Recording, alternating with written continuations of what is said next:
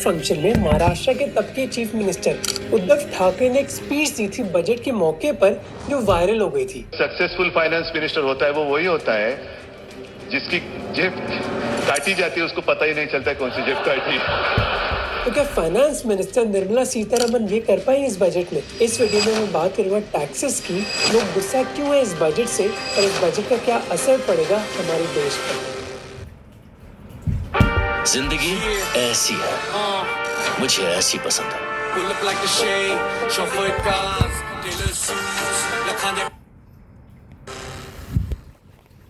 अब बजट के बारे में डिस्कस करने से पहले सबसे पहले कॉन्टेक्स्ट समझ लेते हैं कि हमारी इंडियन इकोनॉमी की सिचुएशन है क्या दिक्कत है हमारी इकोनॉमी की। अगर आपने इकोनॉमिक्स पढ़ी है तो आपको पता होगा कि जीडीपी में 4 चीजें होती हैं: कंजम्पशन, इन्वेस्टमेंट, गवर्नमेंट स्पेंडिंग और नेट एक्सपोर्ट्स। और इंडियन इकोनॉमी में मेन दिक्कत है कंजम्पशन की, यानी कि हमारे देश में लोग खर्चा नहीं कर रहे। खर्चा भला वो क्यों नहीं कर रहे? क्योंकि वो कमा नहीं रहे, और इसकी वजह से कई प्रॉब्लम्स होती हैं। जैसे मैं आपको एक एग्जांपल देता हूँ।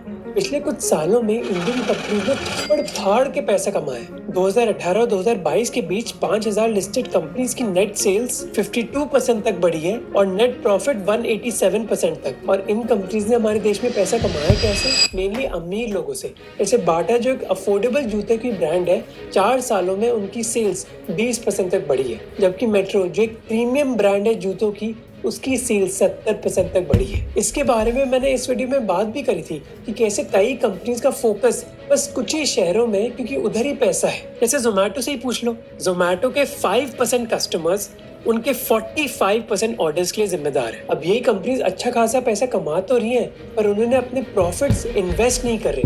क्यों?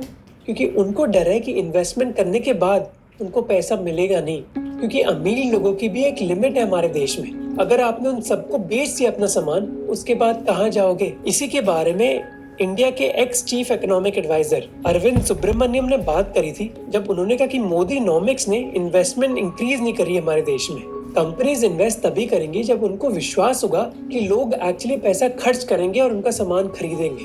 तो हमारी सरकार को इस बजट के जरिए मेनली एक चीज करनी थी, उनको डोमेस्टिक कंजम्पशन बढ़ाना था। जो हो सकता है 2 चीजों से। पहला है कि जिसके पास पैसा है आप उनको कुछ और कारण दो कि वो अपना पैसा खर्च करें, और दूसरा कि जिनके पास पैसा नहीं है आप उनको नौकरियां दो ताकि वो आगे जाके अपना पैसा खर्च करें। अब क्योंकि आप कॉन्टेक्स्ट समझ गए हमारी प्रॉब्लम्स का, अब देखते कि सरकार ने ऐसा करने की कोशिश करी भी या फिर नहीं। अब अगर आप एक बिजनेस ओनर हो तो आपने जरूर बजट देखा होगा। पिछले कुछ वीडियोस में मैंने आपको ओडू के बारे में बताया। ओडू एक all in one management software है जिसमें कई सारी एप्स है जो आपके बिजनेस को डे टू डे मैनेज करने में आपकी मदद करता है। दुनिया भर में ओडू के 12 मिलियन से ज्यादा यूजर्स हैं, और अगर आप ओडू के बारे में और जानना चाहते हो तो वो 23 और 24 अगस्त को अपना कम्युनिटी डेज ऑर्गेनाइज कर रहे हैं। ओडू कम्युनिटी डेज गांधीनगर के महात्मा मंदिर कन्वेंशन सेंटर में हो रहा है, और ये इंडिया के सबसे बड़े टेक बिजनेस इवेंट्स में से एक होगा। चाहे आप ओडू के सीजन यूजर हो या फिर ओडू के बारे में और जानना चाहते हो तो ये इवेंट आपके लिए ही है। इधर आपको ओडू के बारे में तो जानकारी मिलेगी, पर आप लाइक माइंडेड एंटरप्रेन्योर्स और इंडिविजुअल्स के साथ नेटवर्क भी कर सकते हो। ओडू की टीम, उनके ग्लोबल पार्टनर्स और कई इंडस्ट्री लीडर्स उधर अपने एक्सपीरियंसेस शेयर करेंगे, और शायद उनको सुनकर आपको इंस्पिरेशन मिल जाए अपने बिजनेस को स्टार्ट करने का। 100 से ज्यादा एग्जिबिटर्स और 150 से ज्यादा इंस्पायरिंग सेशंस प्लान्ड है जहां आप अपने प्रोजेक्ट्स के बारे में क्वेश्चंस पूछ सकते हो। और ये इवेंट बिल्कुल फ्री है, डिस्क्रिप्शन में लिंक है, उधर रजिस्टर कर लो। इधर आपको एक ग्लोबल समिट अटेंड करने का मौका मिलेगा जहाँ आप नेटवर्किंग भी कर सकते हो और मजे भी उठा सकते हो लाइव कॉन्सर्ट्स में। सबसे पहले बात करते हैं इनकम टैक्स की। कई लोगों ने ये उम्मीद लगाई थी कि इनकम टैक्सेस कम होंगे ताकि प्राइवेट कंजम्पशन किक स्टार्ट हुए, पर ऐसा हुआ नहीं। 2 चेंजेस जरूर करी गई। पहली बात, नई इनकम टैक्स रजीम में स्टैंडर्ड डिडक्शन कम कर दी गई। स्टैंडर्ड डिडक्शन बेसिकली वो अमाउंट होता है जो आप अपनी इनकम से हटा सकते हो जिस पर आपको बिल्कुल भी इनकम टैक्स नहीं देना हो, तो वो बढ़ा दिया गया 50,000 से लेकर 75,000 तक। इसके बाद कई इनकम टैक्स स्लैब्स भी चेंज कर दिए गए हैं। तो इससे फायदा क्या मिलेगा लोगों को? बहुत कम। As a result of these changes, a salaried employee in the new tax regime stands to save up to 17,500 rupees in income tax. New tax regime के तहत मैक्सिमम बेनिफिट आपको 17,500 रुपए का मिलेगा, और ओल्ड टैक्स रेजिम में कोई change नहीं किया गया तो आपको कोई फायदा नहीं मिलने वाला। कई बार प्राइवेट कंजम्पशन बढ़ाने के लिए कंज्यूमर्स का मूड भी मायने रखता है, पर अनफॉर्चुनेटली मूड खराब हो गया क्योंकि एक तो इनकम टैक्स में ज्यादा चेंज नहीं किया गया, उसके अलावा स्टॉक मार्केट में कई और टैक्सेस बढ़ा दिए गए। Short-term gains on certain financial assets shall henceforth attract a tax rate of 20%.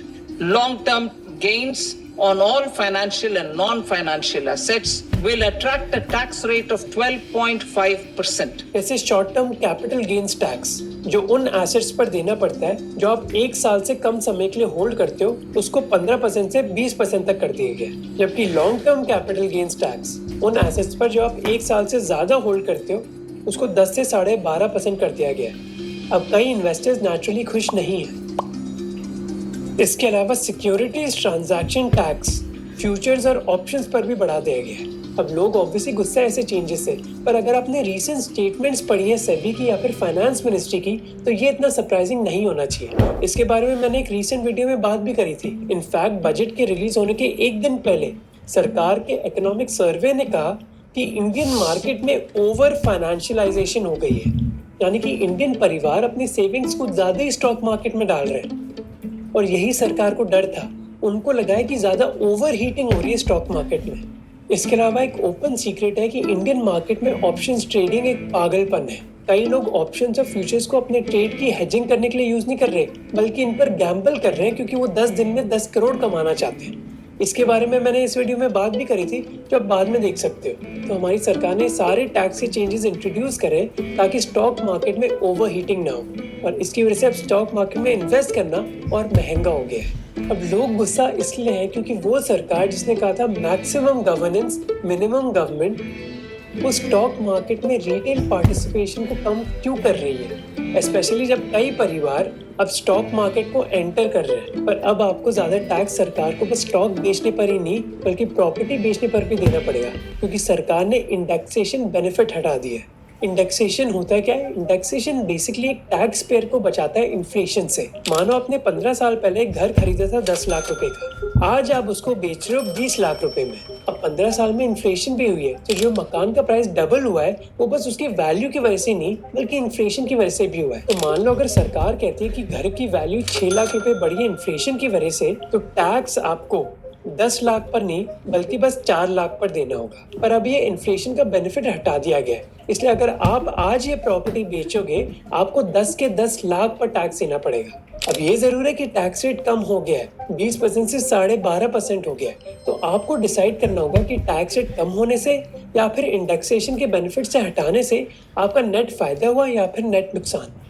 अगर सिंपली बोलूं कि कई सालों से आपने प्रॉपर्टी होल्ड करके रखी है, तो आपका नेट ऑन एवरेज नुकसान ही हुआ होगा। तो इस पूरी सिचुएशन को देखते हुए जो अर्बन टैक्स पेयर है वो गुस्से में कि टैक्स रेट्स कम नहीं हुए, कैपिटल गेन्स टैक्स बढ़ गया और इंडेक्सेशन बेनिफिट हटा दिया गया। इसके बदले में हमें क्या मिल रहा है?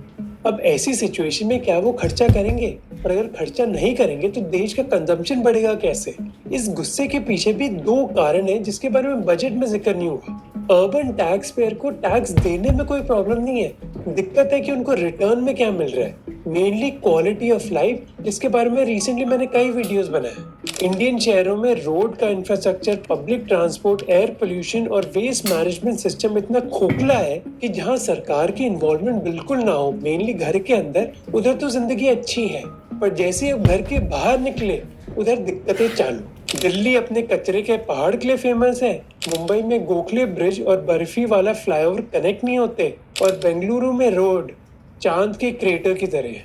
ये प्रॉब्लम पैसे की कमी की वजह से नहीं है बल्कि अकाउंटेबिलिटी की वजह से। वो लोग जो हमारे शहरों के लिए जिम्मेदार हैं, उन पर इतनी कम अकाउंटेबिलिटी है कि कितना भी कचरा हो जाए शहर पर उनसे सवाल पूछे नहीं जाते। अगर अर्बन मैनेजमेंट इंप्रूव हो जाए हमारे देश में, तो कई लोग 30% मार्जिनल टैक्स देने के लिए राजी होंगे। अब ये भी नहीं कि इसमें बस सेंट्रल सरकार की जिम्मेदारी है, स्टेट और लोकल लेवल्स को भी रोल निभाना होगा। पर अभी तक मुझे कोई सिग्नल नहीं मिला ना किसी सेंट्रल ना किसी स्टेट गवर्नमेंट से कि अर्बन गवर्नेंस उनके लिए एक मेन प्रायोरिटी है, क्योंकि अर्बन गवर्नेंस इंप्रूव करने के लिए प्राइम मिनिस्टर और चीफ मिनिस्टर्स को अपनी पावर रिड्यूस करनी होगी, और वो ये करना नहीं चाहते। हमें अपने शहरों की सिचुएशन इंप्रूव करने के लिए और पैसा और पावर देनी होगी हमें लोकल लेवल को, पर इंडिया में रिवर्स हो रहा है। जैसे इस ग्राफ को देख लो, यूएस और चाइना में ज्यादातर पैसा लोकल गवर्नमेंट में खर्च किया जाता है, पर इंडिया में ऑपोजिट है ना। और जो सरकार का अटेंशन होता है ना, वो भी लिमिटेड ही है। उनके भी दिन में 24 घंटे ही है। अब अगर वो 24 घंटे इस पॉलिसी को डिसाइड करने में जा रहे हैं कि क्या किसी मुस्लिम दुकानदार को अपना नाम बाहर लिखना चाहिए या फिर नहीं, तो उसका मतलब है कि अर्बन गवर्नेंस इश्यूज पर ध्यान दिया ही नहीं जा रहा। क्योंकि ऐसी आइडेंटिटी पॉलिटिक्स खेलने से वोट तो मिल जाता है, पर शहर इंप्रूव नहीं होते। अब सरकार ने जरूर अर्बन इंफ्रास्ट्रक्चर की अपने बजट में बात करी। जैसे उन्होंने कहा कि वो शहर को ग्रोथ हब्स बनाना चाहते हैं बेहतर ट्रांसपोर्टेशन से। फिर उन्होंने ये भी कहा कि वो 100 बड़े शहरों में वाटर सप्लाई, सीवेज ट्रीटमेंट और वेस्ट मैनेजमेंट इंप्रूव करेंगे। अब अनाउंस करना अच्छा कदम है, पर आसान कदम है। मुश्किल होगा एग्जीक्यूट करना, और उसी से डिसाइड हो पाएगा कि टैक्स पेयर को अपने रिटर्न में कुछ मिल भी रहा है या फिर नहीं। दूसरा कारण जिसकी वजह से अर्बन टैक्स पेयर इतना गुस्सा है वह है कि सैलरी क्लास पर तो टैक्स है, पर एग्रीकल्चरल इनकम पे कुछ नहीं। ऐसा क्यों? और ये सवाल पूछना सही भी है। कुछ साल पहले एक आरटीआई से पता चला था कि जहां एग्रीकल्चर में ग्रोथ तो 3 से 5% हो रही है हमारे देश में, पर एग्रीकल्चरल इनकम जो डिक्लेयर करी जा रही है टैक्स अथॉरिटीज को, वो जीडीपी से 20 गुना ज्यादा है। तो यानी कि लोग इस सिस्टम को मिसयूज कर रहे हैं ताकि उनको टैक्स ना देना पड़े। इसी वजह से राजू अवस्थी, जो वर्ल्ड बैंक में एक स्पेशलिस्ट है, उन्होंने कहा हमें अमीर फार्मर्स को टैक्स करना चाहिए, जैसे उन किसानों के जिनकी 10 हेक्टेयर से ज्यादा जमीन है। टैक्स तो इनकम के बेसिस पर होना चाहिए, चाहे वो एग्रीकल्चर से है या फिर कहीं और से। पर कुछ क्रिटिसिज्म जरूर है जिससे मैं बिल्कुल अग्री नहीं करता। आजकल सोशल मीडिया पर स्पेशली एक फैशन हो गया सभी के लिए अपने आप को मिडिल क्लास बताना। इसलिए जो ड्राइवर गाड़ी चला रहा है वो भी अपने आप को मिडिल क्लास मानता है, और जो बॉस पीछे बैठा हुआ है वो भी। जबकि एवरेज मंथली सैलरी इंडियन शहरों में बस 20,000 है, पर वो भी जो 2 लाख कमा रहा है अपने आप को मिडिल क्लास बुलाता है। एक चीज जो हमें रियलाइज करनी चाहिए वो है कि 1991 के रिफॉर्म्स के बाद उल्टा हमारी इकोनॉमी ने फेवर किया है अर्बन एलीट को। इसी वजह से सॉफ्टवेयर इंजीनियर्स तो अच्छा खासा पैसा कमा रहे हैं, क्योंकि हमारी सरकारों ने सर्विस इंडस्ट्री पर ज्यादा फोकस किया और ना कि मैन्युफैक्चरिंग पर। इसी वजह से मुझ जैसे लोगों का तो फायदा हुआ है, पर वो लोग जो एक्चुअल मिडिल क्लास है, जिनको मैन्युफैक्चरिंग के जरिए अच्छी खासी जॉब्स मिल सकती थी, उनको फायदा नहीं हुआ है। क्योंकि सर्विस इकोनॉमी में अंग्रेजी की जरूरत होती है और कंप्यूटर्स की, जो उनको स्किल्स नहीं सिखाए गए। अगर हम इस मिडिल क्लास की डिबेट को साइड में रखते, इस बजट की वजह से मोदी सरकार और अर्बन एलीट जो उनके कोर सपोर्टर्स हैं, उनके बीच में ट्रस्ट कम हो गया कि हम टैक्सेस दें और हमें रिटर्न में क्या मिल रहा है। जिसकी वजह से ये कहना कि कंजम्पशन इंडिया का बढ़ेगा या फिर नहीं, कहना मुश्किल है। अब आते हैं दूसरे रास्ते पर कंजम्पशन बढ़ाने के लिए, वो है उन लोगों को नौकरियां देना जिनके पास नौकरियां नहीं है। अब नौकरियों के लिए सरकार ने कई अनाउंसमेंट्स करी, जैसे एक स्कीम जहाँ सरकार डायरेक्ट बेनिफिट ट्रांसफर करेगी 1 महीने की सैलरी 3 इंस्टॉलमेंट्स में उन लोगों के लिए जो वर्कफोर्स में नए हैं। और फाइनेंस मिनिस्टर ने कहा कि इससे 2 करोड़ से ज्यादा नौजवानों को फायदा मिलेगा।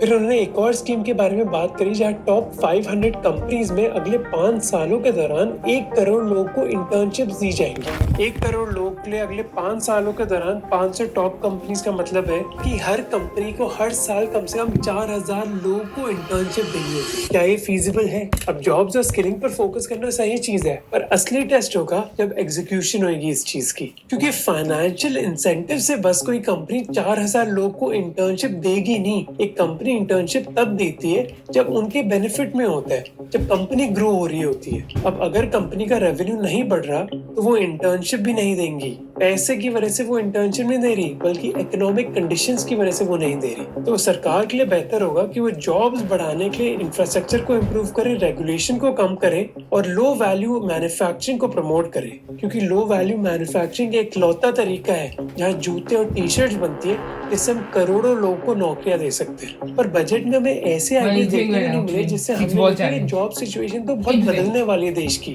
इसलिए रोहित लांबा जो इकोनॉमिस्ट हैं, उन्होंने लिखा कि इस बजट में फंडामेंटल स्ट्रक्चरल चेंजेस का कोई विजन ही नहीं था। इसलिए कई लोग का मानना है कि उनकी कन्विक्शन कम है कि अब इस बजट की वजह से हमारा कंजम्पशन बढ़ेगा। उल्टा उनका कहना है कि मोदी सरकार ने कोई नई चीज नहीं करी। उन्होंने बेसिकली उन्हीं चीजों पर फोकस किया जिन पर उनका पहला फोकस था, जैसे इंफ्रास्ट्रक्चर। मोदी सरकार ने वादा किया है कि वो एक रिकॉर्ड 11 लाख करोड़ यानी जीडीपी का 3.4% इंफ्रास्ट्रक्चर पर खर्च करेंगे और ऐसा फोकस हमने पिछले 8 सालों के दौरान भी देखा है। अब इंफ्रास्ट्रक्चर का एक सिग्निफिकेंट फोकस बिहार और आंध्र प्रदेश पर था क्योंकि बीजेपी की वही कोएलिशन पार्टनर थी जिनकी वजह से वो सरकार बना पाई।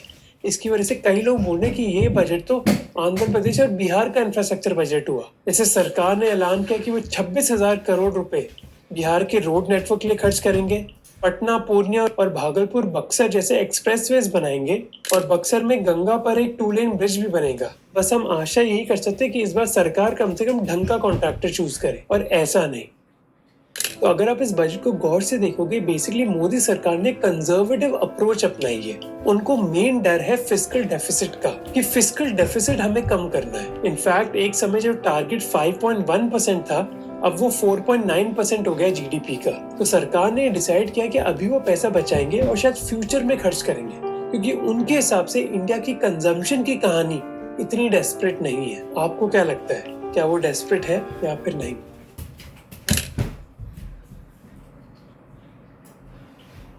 Last boy.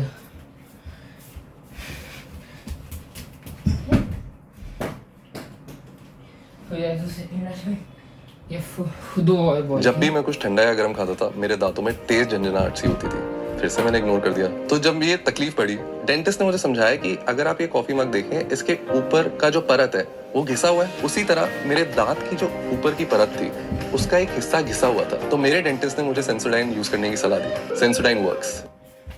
कई लोगों ने इंडिया के